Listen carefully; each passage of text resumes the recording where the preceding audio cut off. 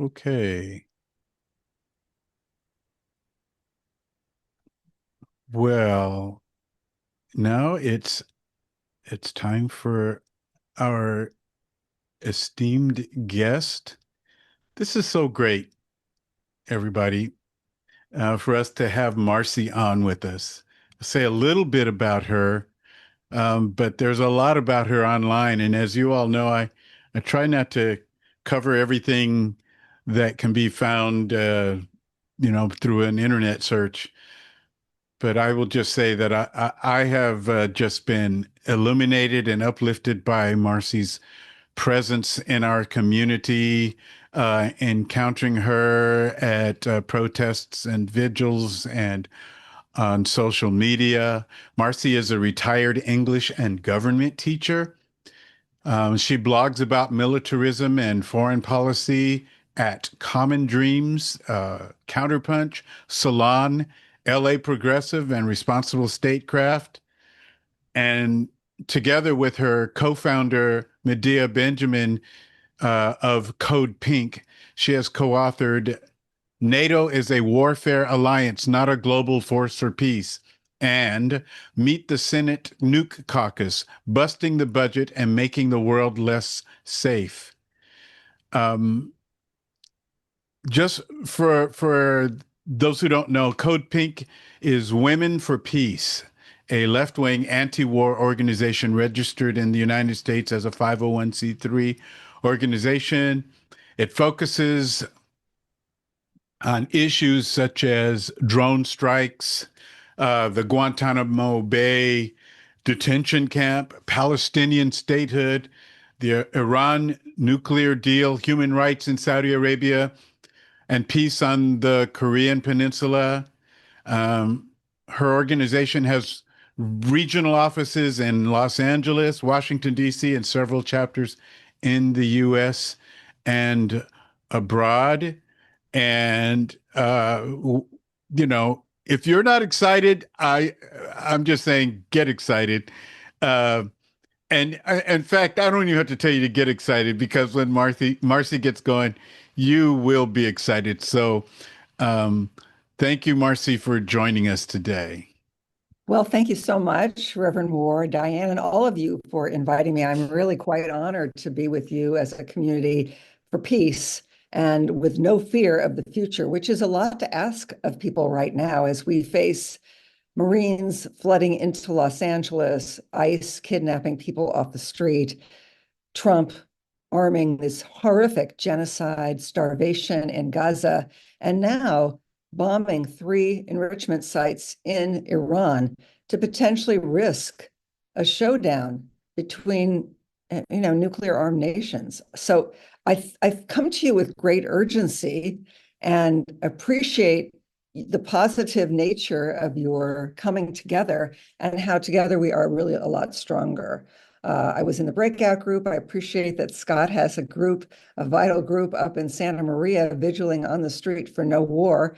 We talked about the indivisible No King's Day and how uplifting that was to see thousands of people on the street in Santa Barbara. Estimates were anywhere from 5,000 to 12,000. I'm not a numbers person, but I'll take that, whatever, I'll take it, because we had no fear that day. And while the messaging was primarily around Trump's excesses and abuses of power, there are plenty of those. There was a strong messaging from a small contingent opposed to the ICE raids. And of course, we need to uplift the anti-war messaging. So thank you so much, Dr. David, for that introduction. I will say that I am an organizer with Code Pink. We have a chapter, Code Pink Central Coast. It's also known as the Central Coast Anti-War Coalition. And originally, we organized to cover the 24th Congressional District, which is represented by Salud Carbajal, who has been a consistent and reliable vote for the Israel lobby and for the war machine. We cover from anywhere from like Oxnard up through Ventura to Carpinteria, Santa Barbara, Goleta, on up through Santa Maria and San Luis Obispo. So that's a wide swath. We have a woman named Carolyn Kruger, who's fabulous, a powerhouse up in Morro Bay. And she has been organizing vigils in front of Chevron, which is fueling this genocide in Palestine, and also delegations to visit Carvajal's office. So I wasn't positive that Reverend Moore wanted me to talk about the California Israel lobby, but that has been my focus for the last few months, I'd say, if not a year, because a lot of people aren't aware of what we can do locally, and I'm kind of reminded on my Facebook page, I posted this fabulous song by Gil Scott-Heron. I don't know if you've all heard it, Work for Peace. It's just terrific. What I mean, like, my one regret is that I never met him and I didn't know him, but I at least can appreciate his music. And he has a quote in that song, and it is, not everyone can do everything, but everyone can do something, work for peace. And so I think that's what we're all committed to today as we gather for this very meaningful moment. What I have been looking at is which forces are shielding Israel from criticism in California and locally as well. We know that federally, the challenges are enormous. We have a Republican-controlled Congress. We have the Christians United for Israel, which boasts 10 million members. And we have a Congress that's all too willing to accede to the whims and the deadly wishes of the neocons who want to remake the Middle East in the image of US capitalism. So those challenges are great, and Code Pink is taking those on. I don't know if you've seen Code Pink on social media, but my good friend Medea Benjamin and her group, they've been walking the halls of Congress every day, confronting lawmakers about what they are funding in terms of slaughter and starvation in Palestine. But in California, I've been taking, as I mentioned, a look at what's going on here, right? Because California, we tend to think of California, oh, it's this progressive place, right? It's deep blue, 58% for Kamala Harris. But if you just drape back the curtain, you'll see what's really going on here. So if we want to talk about shielding Israel from criticism, we also need to talk about laying the foundation for Zionism in California, for indoctrination into Zionism in California, because in many ways that's fueling support for these attacks on Iran, a sovereign nation of 90 million people, 10 million within Tehran itself, probably about 18 million in the greater Tehran area that Trump has said needs to evacuate. Well, he said that earlier. Now he says he's going to have a limited war for peace. So when we look at California, if it's all right with you, Reverend Moore, I'd like to share screen. Host, okay. Yes. All right, here we go. Let's see. Okay, host, disable, participant, share screen. Should be able to do it now. Okay, let's see.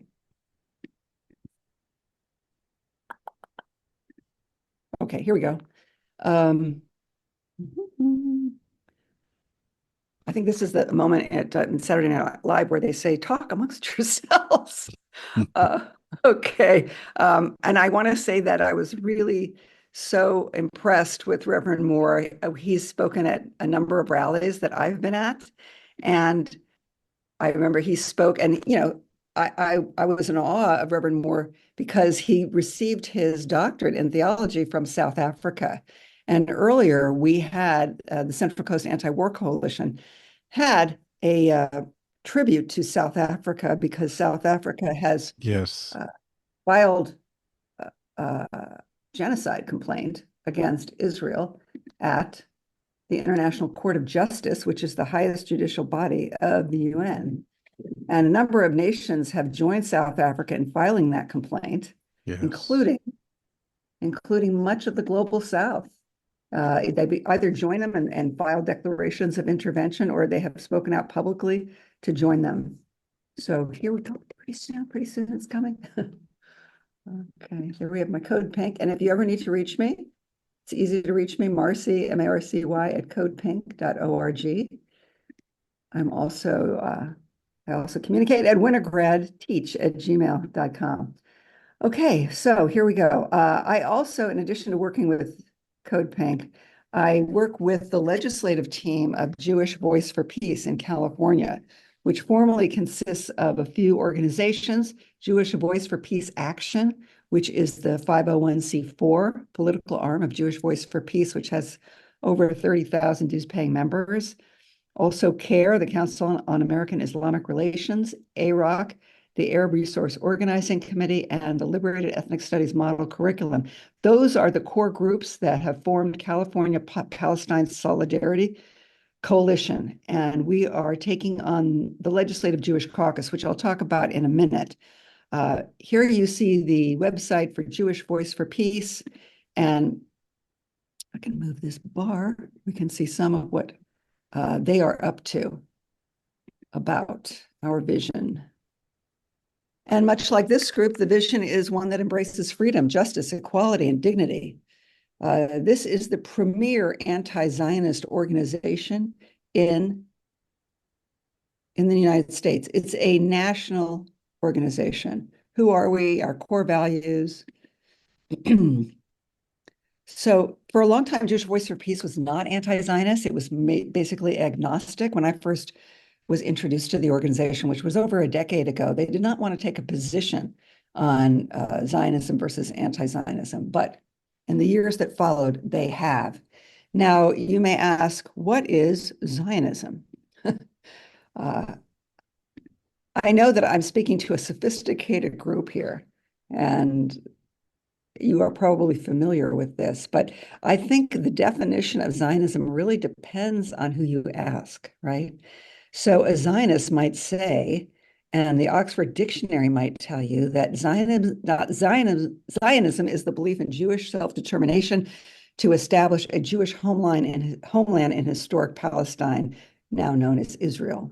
Okay, so the definition that an anti-Zionist might ascribe is far different, and it might sound something like Zionism is the belief in the imposition of a Jewish state through ethnic cleansing of Palestinians in historic Palestine, home to Muslims, the biblical home to Muslims, Christians, Jews, Hindus, Baha'i, and others, right?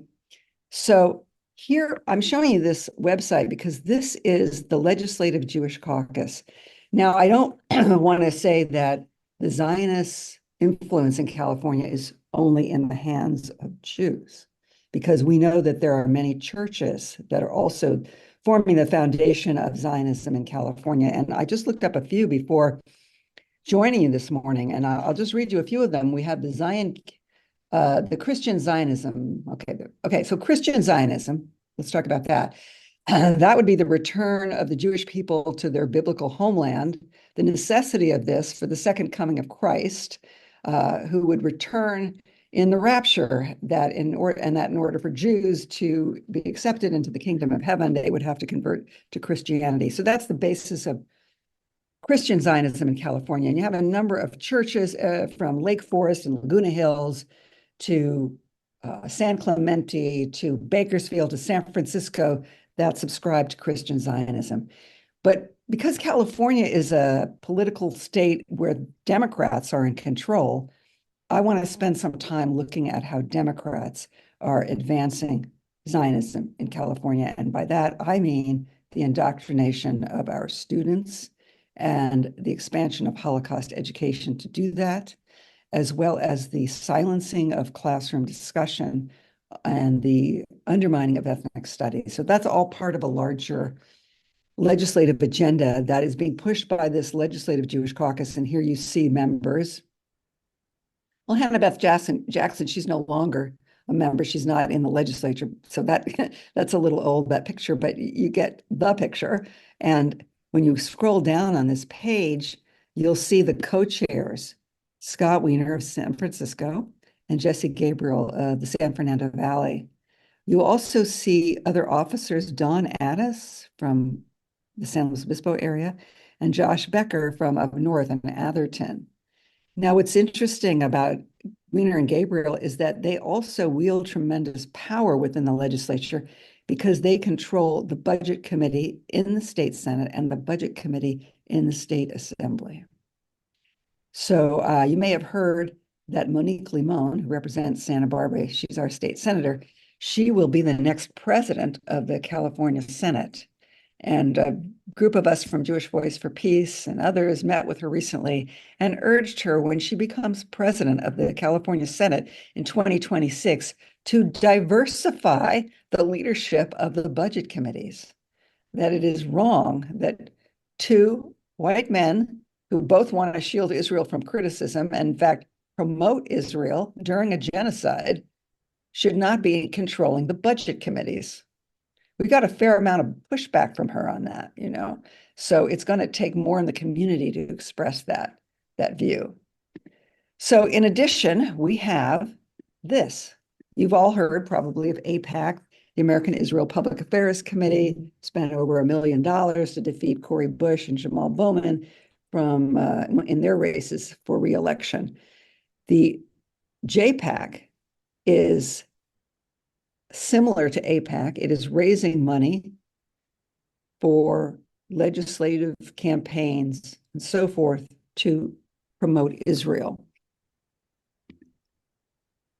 One of the bills that we are focusing right now is SB 1277 that is being pushed out by the Legislative Jewish Caucus. I don't know. I wasn't familiar with this, what shall we say, manipulation before I started looking into this. But, you know, the California Constitution, it says that a legislator cannot introduce a bill less than 30 days prior to its first hearing to give people time to weigh in, to submit opposition, to discuss, and so forth. But the way that legislators get around this is they'll take an old bill that's already been submitted. It might be about something completely different, but that has a number, and then they'll completely remove the text of that bill and insert what they want. It's called a gut and amend. And that's what Don Addis and Rick Chavez Zabur and the leadership of the Legislative Jewish Caucus did with this bill. Excuse me, this is a different bill. I'm sorry. Whoa, we'll go back. Let's see. Summary of SB here. Okay, this is a summary of SB AB 715. Okay, this is the bill, excuse me, I was talking about. That was a gut and amend. And the California Palestine Solidarity Coalition that I mentioned earlier, we have been focusing on this bill, trying to defeat it. And a lot of people will read it and say, what's wrong with it? This was the gut and amended. Initially, it was a bill introduced a year ago by Rick Chavez Zabur to discipline attorneys, on attorney discipline.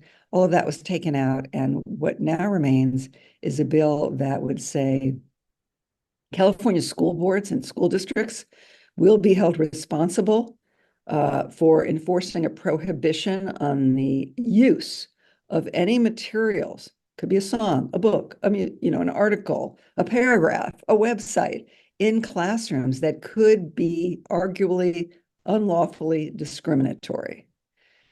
That's pretty broad, and it will have a chilling effect on schools in California, where teachers are already so afraid to talk about the decolonization movements and the colonization of this country, of Santa Barbara, the slaves who built the mission, who are fearful of talking about ongoing US-backed Israel genocide in Palestine.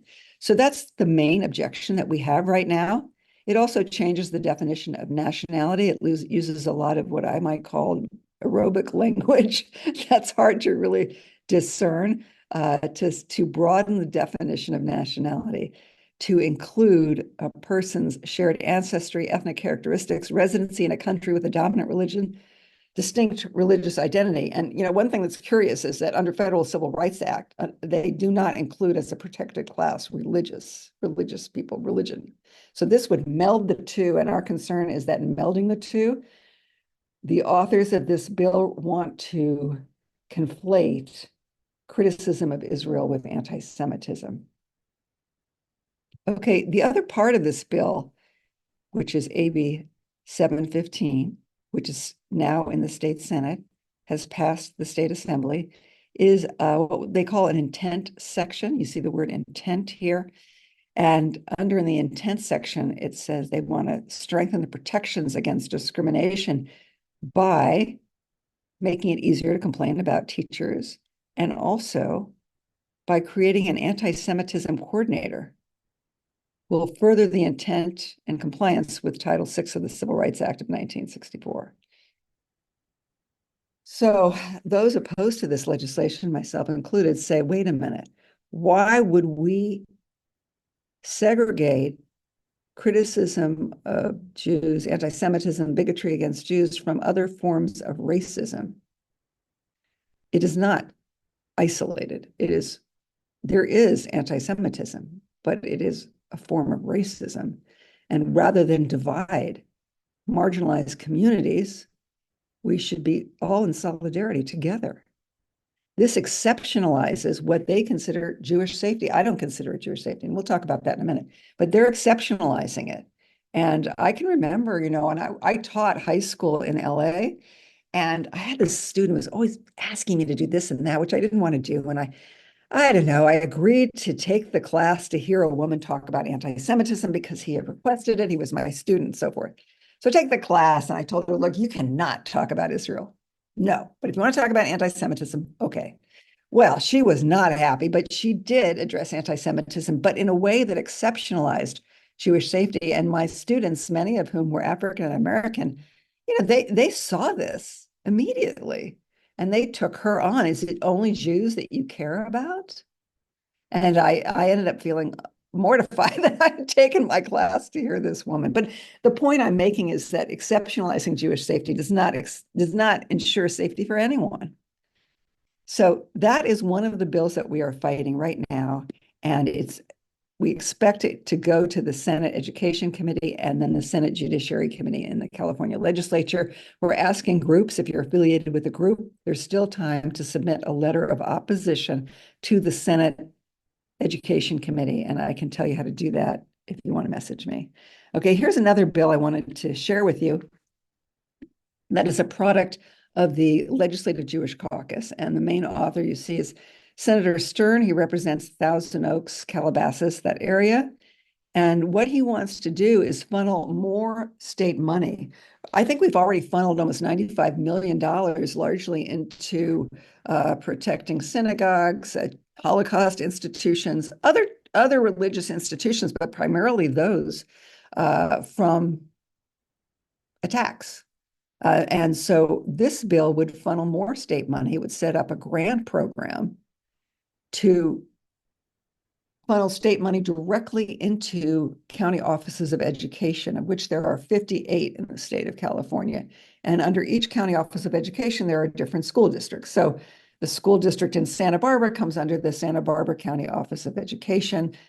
Likewise, in San Luis Obispo, that county office of education would have authority and budget authority over school districts in San Luis Obispo County. In addition to funneling more grant money into Holocaust and genocide education, which they call HGE, this bill would also require annual reporting from the county offices on the amount and type of Holocaust education and genocide education that have been taught. That bill is now stalled, I believe, in the Senate Appropriations Committee.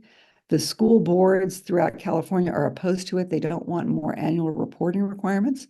Jewish Voice for Peace Action has testified against this bill because they feel it exceptionalizes the teaching of the Holocaust as opposed to other genocides, including an ongoing genocide. I wrote an article for Counterpunch titled California Genocide Deniers to Train Teachers on Genocide. And I'll tell you more about that in a minute. But I wanted to share this link with you.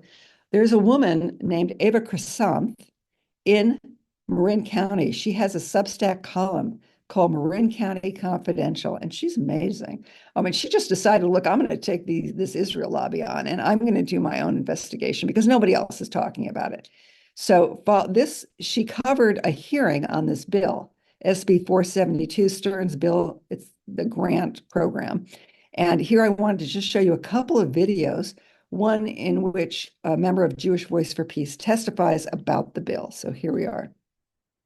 This bill is part of a broader effort to police U.S. education, echoing Trump-era tactics to censor teachers. SB 472's reporting requirements aim to prevent discussions about the Nakba and the ongoing genocide in Gaza.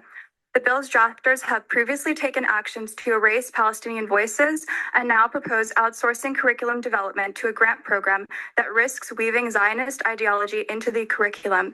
We must teach history in its full truth, not politicized or weaponized. Our shared humanity depends on it. Thank you. Strong testimony. All right. So somebody looking at this bill might say, well, what's wrong with giving school districts grant money for Holocaust and genocide education? We need to teach people about this. But the agenda here is to teach primarily Holocaust education and not to teach about the genocide in Gaza. Here, I'm going to show you one other video about this bill. And this was following that woman's testimony, following the state Senate hearing on SB 472. Eva followed Henry Stern, the bill's author, out of the hearing room to ask him some tough questions. Here we go. Senator Limon will be presenting SB 584. Senator Limon, you may begin with the floor ready. Thank you. Okay, I just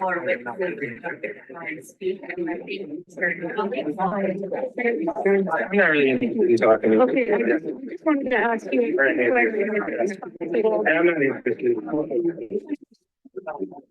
just wanted to ask if you deny that there's currently a genocide occurring. I do deny that. You deny that there's a genocide occurring? I think you should go back to school and do your homework. You should probably go back to K-12 and learn about things. I'm sorry that you feel. Okay. Well, I don't think it's a matter of my feelings. It's a matter at the International Court of Justice. It's a matter of arrest warrants. It's a matter of arrest warrants, Senator Stern. There are arrest warrants. There are arrest warrants for Netanyahu. There are arrest warrants. There are arrest warrants for Yoav Gallant and Benjamin Netanyahu because there's a Holocaust happening right now in Gaza. Senator Stern. Senator Stern.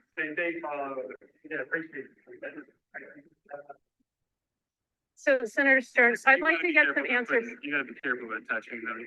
Yeah, of course. Okay, all And right. Senator Stern, I didn't touch you. You did touch me, though. So, Senator Stern, I do have questions about why you're pushing this in the middle of a Holocaust in Gaza that is being enacted with U.S. taxpayer dollars by the state of Israel. Why are you teaching them the Holocaust? Why are you denying that there's a Holocaust in Gaza right now? Why do we want to? Why are you denying that there's a Holocaust? That's not the issue in this legislation. Why isn't it? Because that is a genocide that Israel is I conducting understand you feel right that now. way. I understand you feel. Well, I do appreciate that. South Africa feels that I way. know. The global South feels that way. Sure. I understand. You understand? I understand that they all have some misguided notions of what a genocide is, and that's why we're running this legislation to help teach them what a genocide is and what it really is not. All right. So that gives you a flavor of what we're up against here, genocide denial. His bill follows the establishment of what is called the California Teachers Collaborative on Holocaust and Genocide Education. And that bill was SB 1277, which I started to show you earlier. And what that bill does is it establishes this collaborative. It funds it to the tune of at least $5 million. That's the first, what they call seed money. It includes 14 different organizations, the majority of which are Holocaust-centered. At least 5 are ardent Zionists. And they are platforming the Anti-Defamation League. Now, the ADL masquerades as a civil rights organization. And we know that that's not true, right? They are increasingly in support of fascist policies in the United States. Jonathan Greenblatt, I think, the executive director, he tweets support for the abduction of immigrants off the streets. He tweets support for military war against Iran. He defended Elon Musk's Nazi salute. This is the ADL, and it is one of the main partners in this SB 1277 collaborative. And that collaborative is, again, to funnel money to school districts to have teacher training in Holocaust education with the ADL's curriculum that smears peace activists as enemies of the state. I wanted to share with you what we're doing at Code Pink to push back on some of this. We have joined a national effort, Drop the Anti-Defamation League Action Guide. Here's our action guide at Code Pink. And we are trying to educate school districts, superintendents, county offices of education, school boards on the nefarious nature of the ADL and its support for fascism and its support for conflating, equating criticism of Israel with anti-Semitism. I mean, that is the agenda here, right, by and large. And I'll talk more about that in a minute, but I wanted to play for you some of the testimony that was delivered before the Los Angeles Unified School District, which has over 500,000 students. It's the second largest school district in the country behind New York City. And it had, at the time that we were testifying, it had links all over the place to the ADL and its curriculum. Its two primary curricula are Echoes and Reflections, which includes a contemporary anti-Semitism unit that attacks Jewish Voice for Peace, and also No Place for Hate. Here's some of our testimony. President Smirlson, Superintendent Carvalho, and board members. I am Mark Witschke, a retired LAUSD social studies and English teacher, a taxpayer, and a concerned community member. I rise to draw attention to the district's egregious mistake in providing links on its websites to material from the Anti-Defamation League, the ADL.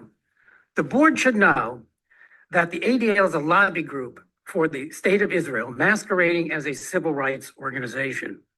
The ADL has an unabashed political agenda to support the genocidal actions of the rabid extremist Zionists who have taken control of the Israeli government.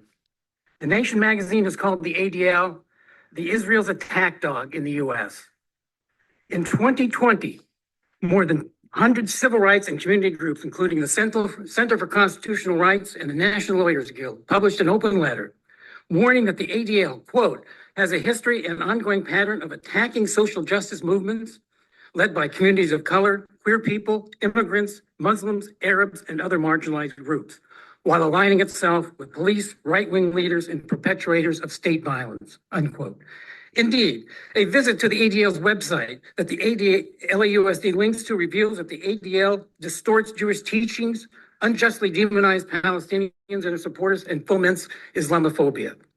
Material provided by such a politically charged, racist, and hate-filled organization such as the ADL is but propaganda, not education, and has no place at LAUSD. I urge the board to remove the link and refrain from any future association or promotion of an ADL and any of its literature. Thank you. Good morning.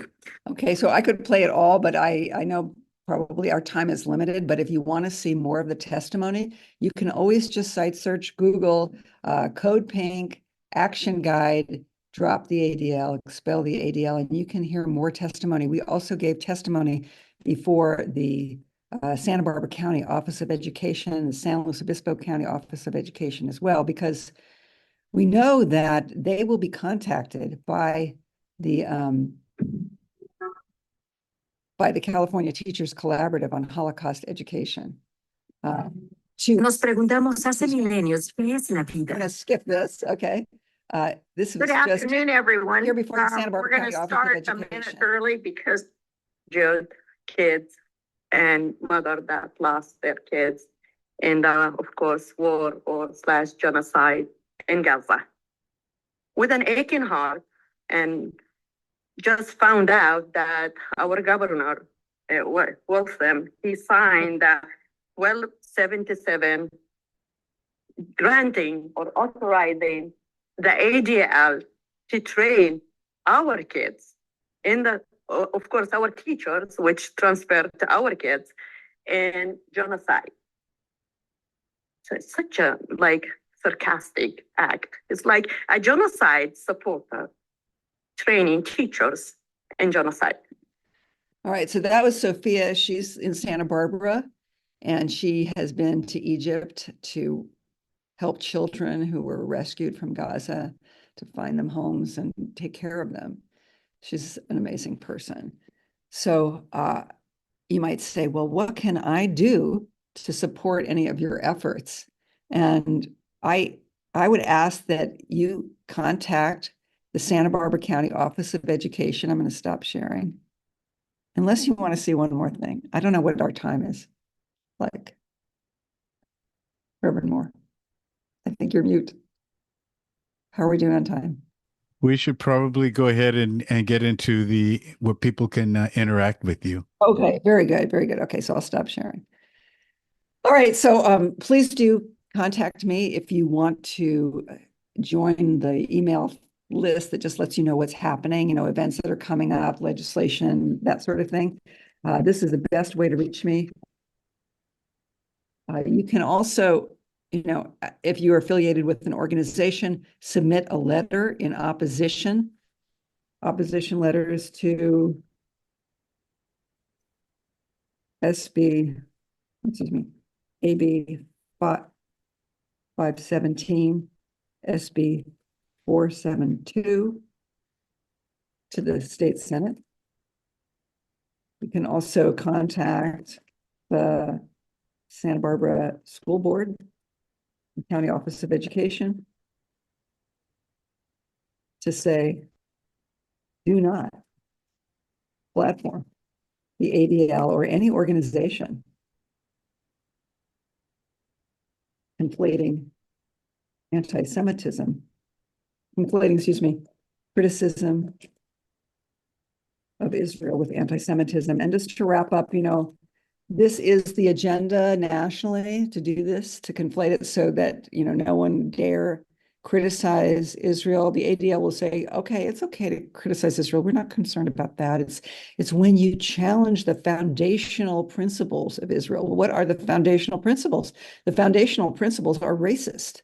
The foundational principles is that Jews have a right to impose a Jewish state on Palestine, whether it takes ethnic cleansing, theft of homes, genocide, right? So all of that is at issue here. And thanks to Bernie Sanders and Rand Clark, they were able to basically gut congressional efforts to legislate this in the Anti-Semitism Awareness Act. In committee, they joined with all the Democrats to say, take all criticism of Israel out of the Anti-Semitism Awareness Act. Do not make that the basis of an anti-Semitism complaint. And all of this stems from the International Holocaust Remembrance Alliance, the IRA definition and examples. 35 countries came together and they came up with this document. The definition is really not a problem, but it's the examples. There are 11 examples of anti-Semitism, 6 of which center Israel and say that if you criticize Israel as a racist state, you're anti-Semitic. If you criticize Israel as not the homeland of the Jews, you're anti-Semitic, and so forth. So Jewish Voice for Peace, we're pushing back, Code Pink, we're pushing back on all of this. And I just want to say, sum up, I have not always been an anti-Zionist Jew. There's hope. People can change their mind. People can evolve. I grew up in a Zionist community.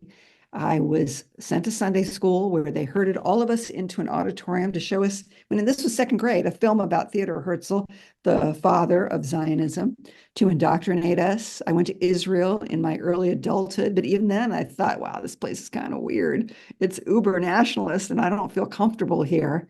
But it really wasn't until Israel's invasion of Lebanon in 2006 that I said, I cannot accept any of this. And since then, I've become an ardent anti-Zionist and committed to encouraging other Jews to disassociate themselves from Zionism, from Israel. My goodness, who wants to be associated with genocide?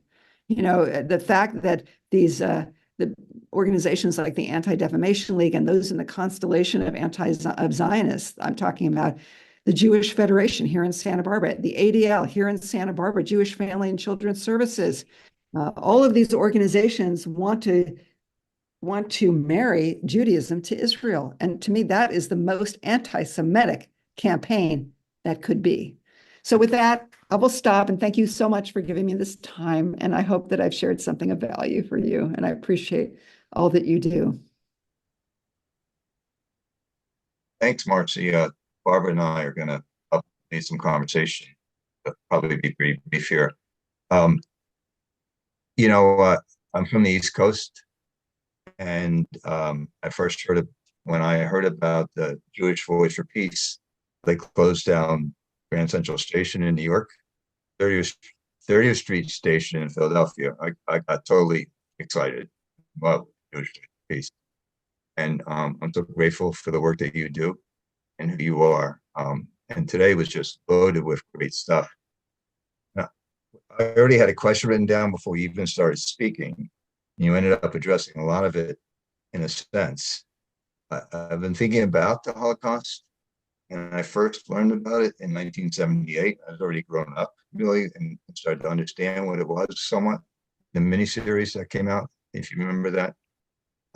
Ken Burns has done something more recently, too. And Barbara and I have been to Dachau. And that's pretty much where the Holocaust started. It wasn't actually a death camp as much as a concentration camp, but it was very important.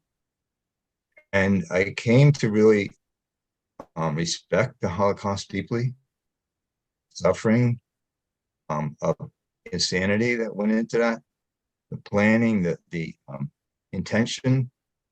And if you've been in Germany, you understand there is a lot of the policy that says we're not going to forget this. We're not going to. My question is now going on with this genocide in Gaza. Is there a sense? I mean, I'm starting to feel it. It's a bad thing for me to feel, but I'm starting to feel like it's starting to feel like it diminishes what happened in the Holocaust for me. The Holocaust, in a sense that what Israel is doing, and I guess the key thing that you mentioned is Judaism is not Israel, and Israel is not Judaism specifically, either. But is there a sense? Do you think people are starting to say how important was the Holocaust, or the hypocrisy? I don't know if this question makes sense. Well, yeah, I think that may be part of the motivation of the Legislative Jewish Caucus in trying to expand Holocaust education, to keep it in everybody's mind. Don't forget, Jews were forever victims. We need to have a Jewish state, and that really becomes the justification for what we're witnessing today. I think in terms of divorcing Judaism from Israel, we have to remind people that, the tenets of Judaism, the 10 Commandments, include rejection of idolatry. And when you worship a nation state, when you worship Israel, as we are witnessing people doing, you are violating the 10 Commandments, the basic tenets of Judaism. I don't know if that answers your question, but I think that you're right. That is a fear that those in the Legislative Jewish Caucus have, and they desperately want to deny, as you saw Henry Stern deny what we are witnessing being live streamed. Great. I'm just going to dovetail on that, and then Barbara, go ahead. But I just was going to ask, does it seem like Germany in particular, not just, but in particular, is weaponizing the Holocaust to mask its colonialism? For instance, Germany committed genocide at the beginning of the 20th century, and then something of a genocide, not just Namibia, but in Tanzania. And so it's almost like it covers up colonization in general. What any thoughts on that?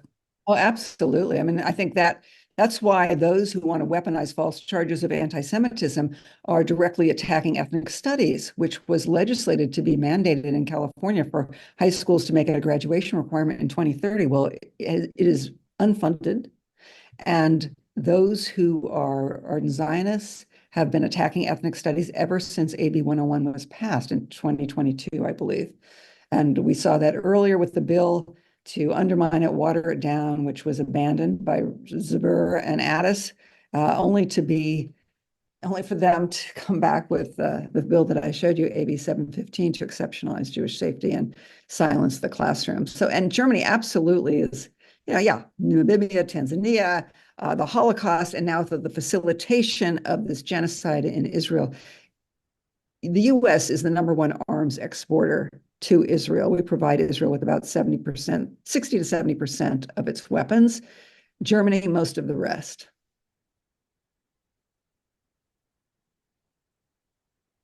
Thank you so much. I was going to let Dr. David, if he had his hand raised for a little while. Thank you very much. Scott, when you mentioned Dachau, I'm also a transplanted East Coaster, New Englander, and I had a very good friend in Boston called Aryeh Lotz. He was a Lithuanian Jew who survived Dachau. And his cousin, Bernie Lown, their names got changed when they immigrated, as so many immigrants' names were. Um, but his cousin, Bernie Lown, was one of my heroes. I'm a physician. He was one of my heroes in medicine. Bernie started an organization that I was active in called International Physicians for the Prevention of Nuclear War, and it was awarded a Nobel Peace Prize. So anyway, I kind of digress here. I really want to thank Marcy for who you are, what you do, and for your presentation today. I think that uh, Jewish anti-Zionists have a key role to play because uh, the goyim who are anti-Zionist can be easily labeled anti-Semitic, not so much a Jew. So I think we can't overstate the importance of what you do.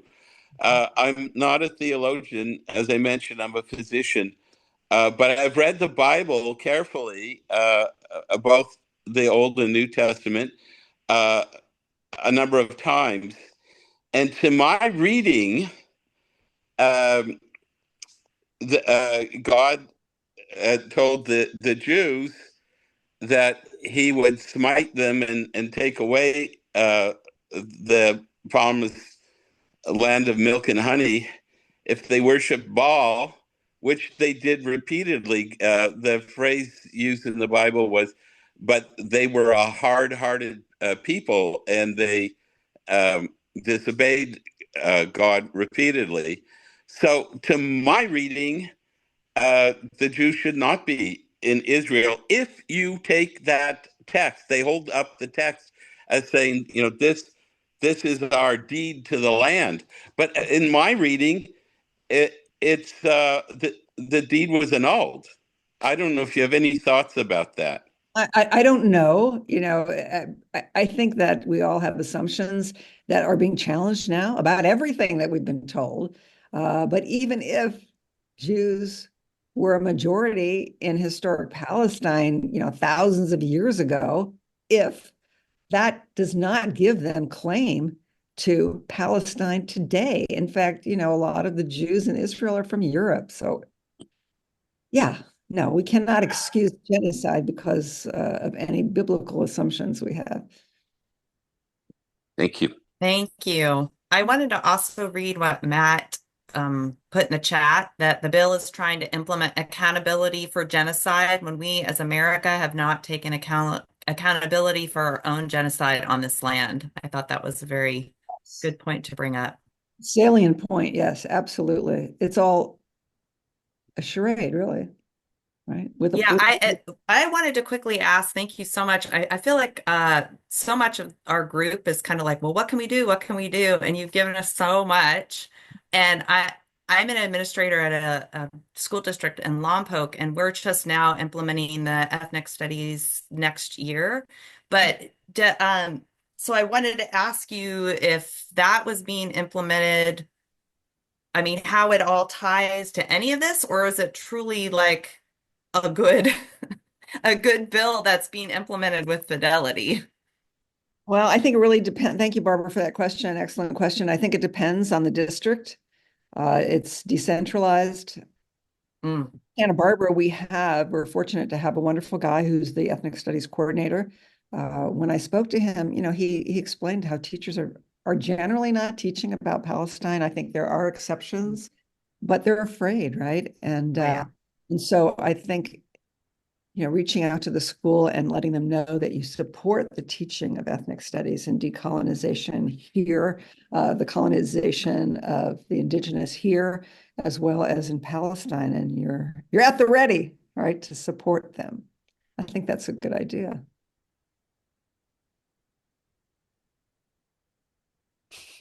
Anyone else? This has been so much. I just really want to thank you so much again Thank for you.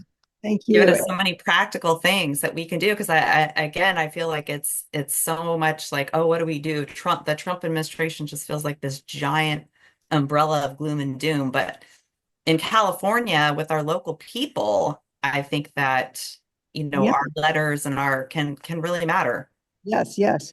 And I believe on that Code Pink link that I posted, and I can send all the links that I shared to Dr. David afterward, you can see some model letters. I think it's important for the county offices of education and the school district to hear from others aside from Code Pink, right?